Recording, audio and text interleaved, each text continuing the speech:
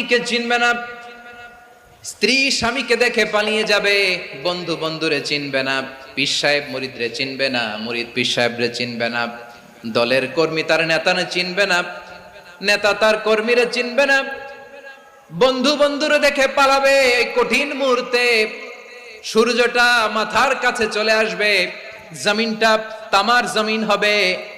আজকের জমিনের মতো নয়, মানুষ ঘর্মাক্ত, ক্লান্ত, শ্রান্ত মাথার মগজগুলো কানের ছিদ্র আর নাকের ছিদ্র দিয়ে বেয়ে বেয়ে পড়বে।